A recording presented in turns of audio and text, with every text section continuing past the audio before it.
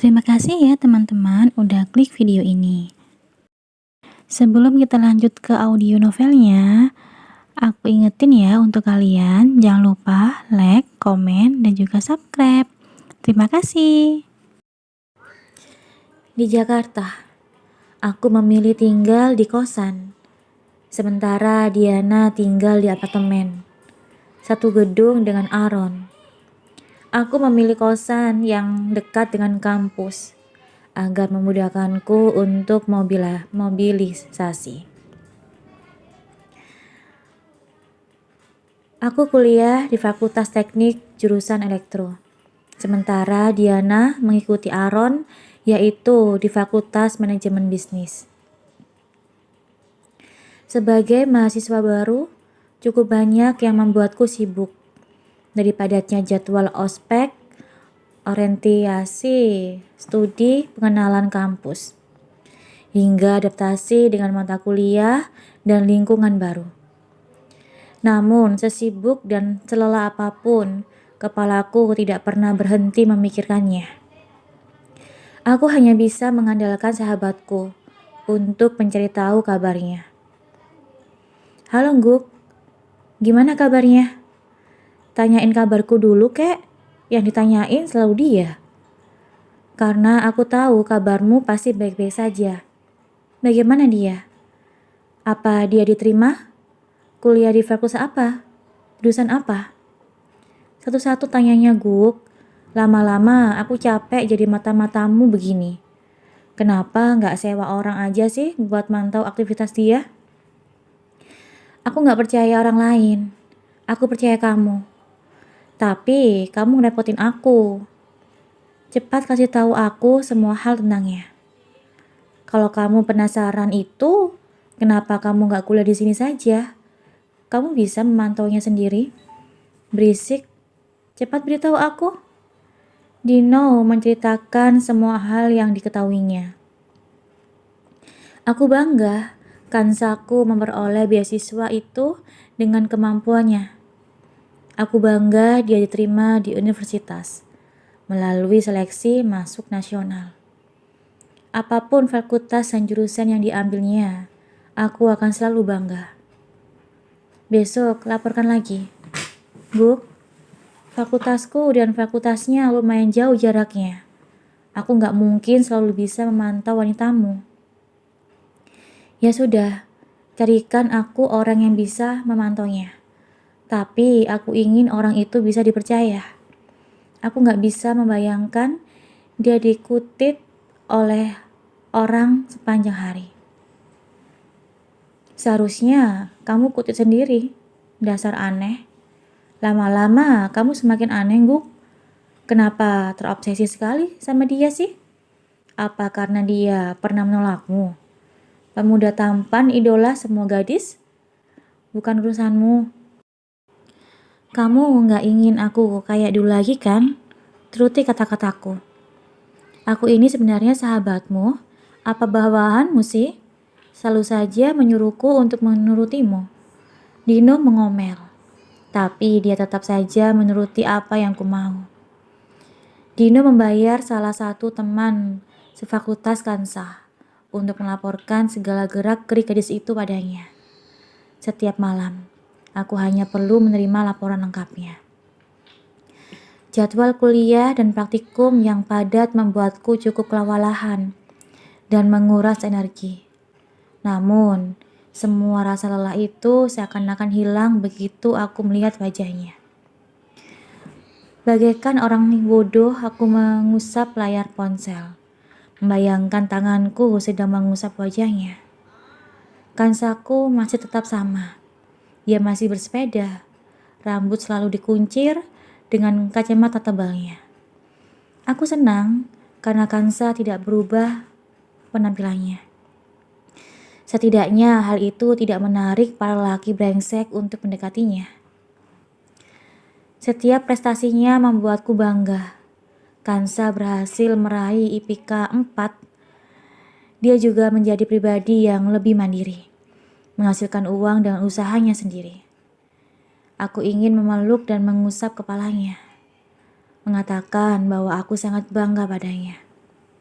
Ketika hal itu terjadi, aku hanya bisa memeluk ponselku, membayangkan sedang memeluknya.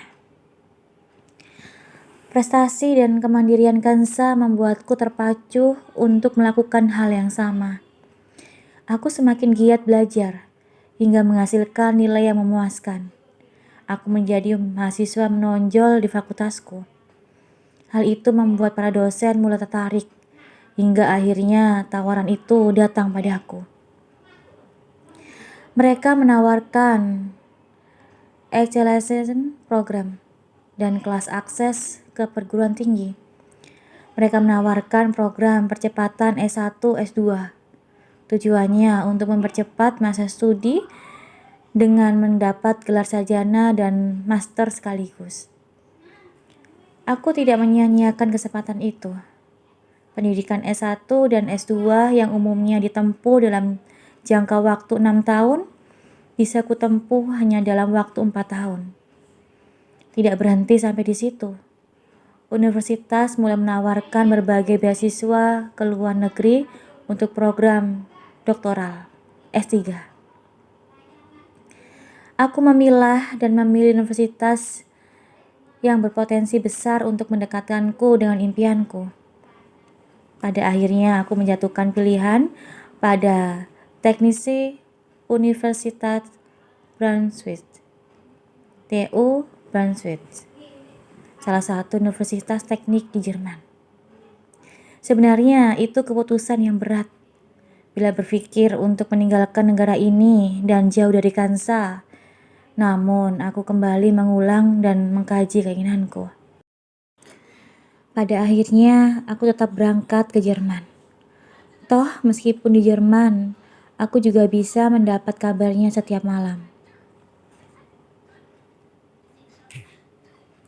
Yes, that's my grill. Aku berteriak kegirangan. Malam itu, aku mendengar kabar bahwa Kansa telah diterima di salah satu bank swasta terkenal. Dia juga menjadi lulusan terbaik di fakultasnya. Rasa bangga ini membuatku tanpa sadar menitikkan air mata.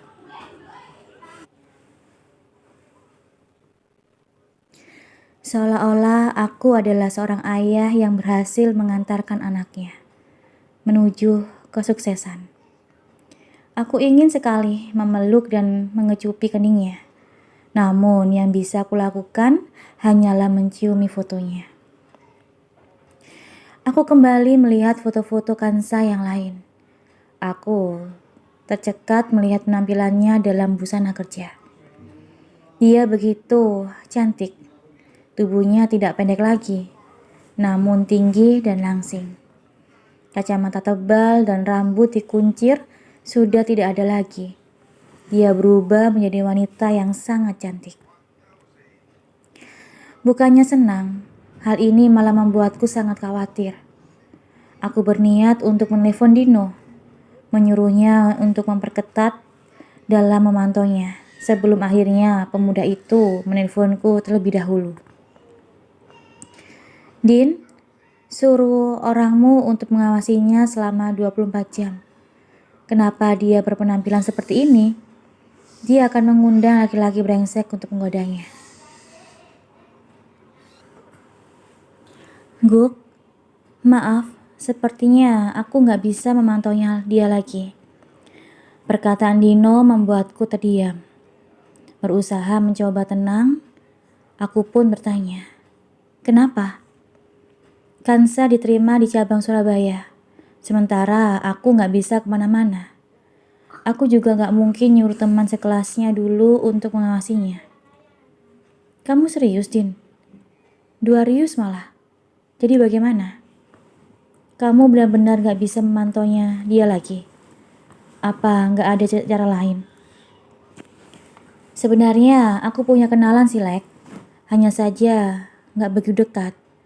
Dia punya orang-orang yang bisa dipekerjakan untuk melakukan hal apapun. Bukan sesuatu yang ilegal atau kriminal kan? Aku bertanya dengan curiga. Sikapmu yang selalu memantau Kansa selama 4 tahun ini juga sudah bisa disebut kriminal, Guk. Sadar gak sih? Tapi aku gak ada niat jahat. Aku hanya ingin tahu kabarnya. Sama saja, kamu sudah merusak privasi orang. Kembali ke topik tadi. Apa kamu rela kansamu itu dipantau orang lain? Aku tegaskan dulu, apa bisnis mereka itu ilegal? Gak ada sangkut pautnya dengan kriminal. Yang aku tahu, mereka menangani masalah-masalah sepele. Seperti misal menguntit seorang suami atau pacar yang dituduh berselingkuh. Atau menguntit gebetan yang sudah dari bertahun-tahun diincar tapi nggak ada keberanian untuk mengutarakan. Kampret, aku tahu Dino sedang menyindirku. Kamu yakin mereka nggak melakukan hal-hal ilegal kelas berat kan? Kalau hal itu, aku sangat yakin. Dino menjawab dengan tegas. Aku terdiam, berpikir hal terbaik yang bisa kulakukan saat ini. Posisiku sedang di Jerman sekarang. Aku tidak mungkin meninggalkan penelitianku begitu saja dan kembali ke Indonesia. Di sisi lain, aku juga terlalu pengecut untuk menemui Kansa seorang diri. Aku benar-benar takut ditolak untuk yang kedua kali. Baiklah, aku percaya padamu, Din. Kalau ada apa-apa dengannya, kamu orang pertama yang kucari. Ingat itu, Din. Dasar bocah, bukannya berterima kasih malah ngancem sahabatnya. Tapi aku berjanji padamu, Guk. Wanitamu akan selalu aman. Percayalah. Ya sudah, lanjutkan penelitianmu. Aku mau lanjut lagi. Oke, Din. Terima kasih. Aku tunggu laporanmu berikutnya. Baik, Tuan, tukang perintah, dan telepon pun ditutup. Perubahan penampilan Kansa sungguh membuatku tidak tenang. Dia terlalu cantik untuk bisa diabaikan semua orang. Aku ingin Kansa tetap seperti yang dulu, agar hanya aku yang menyadari kecantikannya. Dino menepati kata-katanya. Tak berselang lama, ada nomor baru yang menghubungiku. Nomor itu mulai rajin mengirimkanku foto Kansa dan laporan singkat kegiatan harinya. Aku mencoba menghubungi nomor itu, tapi si pemilik nomor tidak pernah mengangkatnya. Ketika aku menanyakan hal ini pada Dino, ternyata memang sistem kerja mereka seperti itu. Mereka membatasi diri untuk berkomunikasi dengan klien secara langsung. Mereka hanya mengirim foto yang disertai dengan keterangan mengenai setiap kegiatan. Meskipun kurang puas, tapi mau tidak mau aku harus menerimanya. Aku tidak punya pilihan lain untuk saat ini. Melihat foto-foto Kansa membuat fantasiku menjadi liar. Seperti layaknya pria pada umumnya, tubuhku juga butuh pelepasan. Ketika hati ini begitu merindukannya, acap kali tubuh ini selalu membayangkan tidur bersamanya, memeluk, mencium, dan mencubunya. Awalnya aku mengutuki pikiran kotorku. Aku merasa bersalah karena menjadikan Kansa sebagai objek fantasiku. Aku mencoba untuk melihat blue film dan mengganti visual Kansa dengan para wanita di film. Namun tidak pernah berhasil. Setiap kali aku melakukannya, wajah Kansa akan selalu hadir. Pada akhirnya aku menyerah. Aku menjadikan Kansa sebagai objek fantasiku satu-satunya. Ketika kerinduan dan hasrat terpendam datang secara bersamaan, yang bisa kulakukan hanyalah melampiaskan nafsuku seorang diri sembari menatap fotonya. Aku membayangkan mencium bibirnya yang lembut, mengendus tekuk lehernya yang wangi, membuat alur di sepanjang tubuhnya. Puncaknya adalah menyatukan tubuh kami. Membayangkan hal seperti itu sangat efektif membuatku mencapai pelepasan dengan puas. Kansaku, aku merindukanmu. Aku menyelesaikan kuliah doktoral selama 2 tahun. Aku ingin kembali ke Indonesia dan menerapkan apa yang kupelajari di negaraku. Namun ternyata pihak kampus menahanku dan memaksaku untuk menjadi kepala optosasi grup di Laboratory for Emerging Nanometallurgy atau yang disebut LENA di Jerman. Aku menjabat jabatan itu selama 1 tahun. Pada tahun 2017, aku memutuskan untuk pulang ke Indonesia. Aku berniat untuk menjadi ilmuwan sekaligus entrepreneur.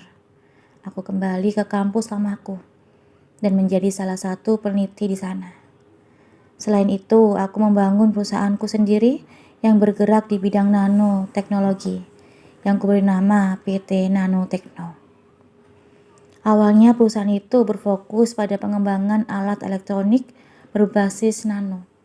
Namun seiring pertumbuhan gaya hidup masyarakat milenial, perusahaan mulai merambah ke bidang lain.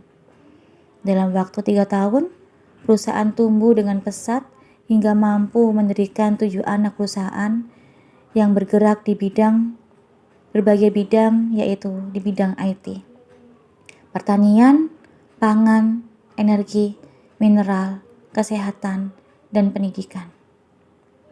Setiap anak perusahaan dipimpin oleh alumnus kampus yang kupilih sendiri. Aku memilih para alumnus yang tidak hanya cerdas di bidangnya, namun memiliki jiwa entrepreneur di dalam hatinya. Selama 3 tahun di Indonesia, perusahaan itu mulai berjalan dengan stabil. Aset perusahaan yang awalnya hanya puluhan miliar berkembang menjadi ratusan miliar. Targetku di tahun kelima, aset perusahaan harus mencapai puluhan triliun. Semenjak menunjuk para pemimpin anak perusahaan, aku tidak perlu terjun langsung ke lapangan. Aku hanya bertugas sebagai pengawas keberlangsungan hidup perusahaan. Semua laporan dari ketujuh anak perusahaan tetap berpusat padaku. Selama di Jakarta, Diana maupun Aaron sering mengunjungiku. Diana menjadi model sekaligus artis ibu kota. Sementara Aaron memegang usaha keluarga yang mulai merambah ke ibu kota. Hubungan Diana maupun Aaron tampaknya tidak mengalami perubahan. Mereka tetap bertunangan, namun belum ada kejelasan kapan akan dilanjutkan ke jenjang pernikahan. Diana tetap sama, selalu mengejar Aaron dan mengharap cintanya. Sementara Aaron tampaknya juga tidak berubah. Dia belum bisa membuka hatinya untuk Diana dan tetap bermain dengan para perempuan seperti biasa. Diana acap kali datang padaku dalam kondisi menangis, menceritakan segala hal yang dilakukan Aaron, yang membuatnya sakit hati. Melihat Diana seperti itu, seperti melihat diriku sendiri. Perasaan Diana yang konsisten terhadap Aaron mengingatkanku pada perasaanku terhadap Kansa. Aku berempati terhadapnya. Di sela-sela kesibukan itu, aku masih dengan rutinitas lamaku, memantau kehidupan wanitaku. Aku senang karena wanitaku bisa menjaga diri dengan baik. Dia tidak mudah goyah dengan rayuan lelaki brengsek yang datang mendekat. Awalnya perasaanku memang sangat tenang, hingga akhirnya aku melihat foto-foto itu. Kansa mulai berani berpacaran. Aku melihat kedekatan Kansa dengan lelaki lain. Menurut keterangan di foto, pria itu adalah teman sekantor Kansa yang jabatannya di atas Kansa, 1 tingkat. Bisa dikatakan bahwa pria itu adalah orang nomor 2 di cabang Surabaya. Hatiku sangat panas. Perasaan marah dan cemburu menguasaiku. Aku harus segera bertindak sebelum Kansaku dimiliki oleh orang lain. Awalnya aku bingung harus memulai langkahku dari mana. Aku tidak mungkin langsung datang ke tempat Kansa dan menyuruh wanita itu untuk meninggalkan pacarnya. Kansa pasti akan melihatku sebagai pria aneh dan gila. Aku memikirkan suatu cara yang membuat kedatanganku dalam hidup Kansa tampak alami dan tidak terkesan mencurigakan. Setelah berpikir cukup lama, ide aneh muncul di kepalaku. Aku akan masuk ke perusahaan Kansa sebagai atasannya, mencari jabatan di atas Kansa maupun pacarnya, agar aku bisa berkuasa terhadap keduanya. Aku mulai mengumpulkan informasi mengenai perusahaan Kansa secara terperinci, dari dewan komisaris maupun direkturnya, dan mulai mengikuti kegiatan mereka. Meskipun perusahaanku dan perusahaan Kansa bergerak di bidang yang sangat bertolak belakang, namun keuntungan ada momen di mana aku bisa bertemu dengan direktur itu dalam suatu kesempatan, yaitu momen berkumpulnya para pengusaha muda di seluruh Indonesia. Aku mulai mendekati direktur itu dan menjalin hubungan baik. Hingga pada suatu kesempatan aku menanyakan keinginanku. Apa saya tidak salah dengar? Mengapa seorang direktur nanotekno dengan 7 anak perusahaan ingin bekerja di tempat saya? Ini sangat tidak masuk akal, Pak Iwan. Bidang usaha kita sangat bertolak belakang. Mungkin memang tidak masuk akal. Namun, saya ingin sekali mencoba bidang itu. Direktur, jangan khawatir. Saya akan bekerja sesuai job desk perusahaan tanpa meninggalkan kewajiban. Saya profesional. Anda bisa mempercayai saya. Aku berusaha membujuk direktur itu. Hanya dalam 2 kali pertemuan, direktur sudah memberi suatu posisi yang cukup membuatku puas. Setidaknya posisi itu bisa membuatku berkuasa atas Kansa maupun pacar brengseknya. Anugerah otak yang cerdas membuatku belajar dengan cepat. Dalam kurun waktu 2 minggu, aku sudah menguasai job deskku. Sepertinya ucapanku sebelumnya, aku adalah seorang yang profesional dan total dalam pekerjaan.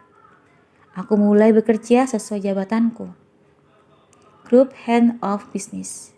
Memantau kinerja setiap wilayah yang sudah terbagi-bagi. Aku suka dengan jabatan baruku, karena hal itu memungkinkanku untuk berkunjung ke cabang-cabang yang kuinginkan. Dan cabang yang paling ingin kukunjungi adalah cabang Surabaya. Jabatan itu membuatku memiliki sekretaris pribadi. Sekretaris itu akan membantuku dalam segala hal, seperti misal mengatur jadwal pertemuan, menghandle semua memo dan berkas yang butuh ditandatangani, hingga hal-hal sepele seperti menyiapkan makan, baju, dan hal-hal kecil lainnya selama dalam perjalanan. Sekretaris baruku bernama Winda. Aku suka dengan tampilan Winda. Setidaknya dia bukan tipe sekretaris penggoda. Winda adalah tipe orang yang kaku dan sangat bertanggung jawab terhadap pekerjaannya. Aku menyukai kepribadiannya. Aku memutuskan untuk percaya pada Winda. Malam itu aku masih berkutat dengan data pertumbuhan aset setiap wilayah ketika menerima laporan kegiatan Kansa. Hatiku langsung panas dan terbakar. Ada rasa mendidih yang ingin kuluapkan. What the fuck? Brengsek. Berani-beraninya, sialan. Luapan amarah menguasaiku begitu melihat foto pria yang sedang melamar Kansa. Tubuhku gemetar antara menahan amarah sekaligus ketakutan. Ya, aku takut Kansa menerima lamaran itu. Ya Tuhan, semoga dia menolaknya. Semoga ditolak. Kansa tidak mungkin menerimanya, bukan? Aku mulai berbicara sendiri. Amarah dan frustasi menjadi satu. Berpikir, Alek, berpikir. Desisku tak berkesudahan. Hingga akhirnya suatu ide muncul di kepalaku. Aku menelepon Dino. Halo Gup, tumben telepon? Din, rencanakan reuni untukku. Maksudnya? Aku akan ke Surabaya. Rencanakan reuni di Surabaya. Pastikan Kansa mengikutinya. Aku nggak mau tahu caranya gimana. Wah, serius Guk? Ya Tuhan, mimpi apa aku semalam? Apa aku nggak salah dengar? Akhirnya teman pengecutku mau bergerak juga. Hahaha. Din, aku serius. Ini sangat urgent. Pastikan reuninya diadakan minggu-minggu ini. Atur untukku, oke? Kenapa buru-buru, Guk? Kenapa kayak kebakaran jenggot gitu? Kansa sudah punya pacar. Kansa mau menikah. Mau merusak pernikahan dia. Berisik. Pokoknya atur reuni itu untukku, oke? Hadeh. Siapa yang bisa menolak tuan tukang perintah? Pokoknya siap aja, Bos. Oke, Din. Aku tunggu kabar baiknya segera. Siap. Terima kasih ya udah dengerin audio Eva Family. Dengerin terus ya audio Eva Family di YouTube Eva Family. Sampai jumpa. Bye-bye.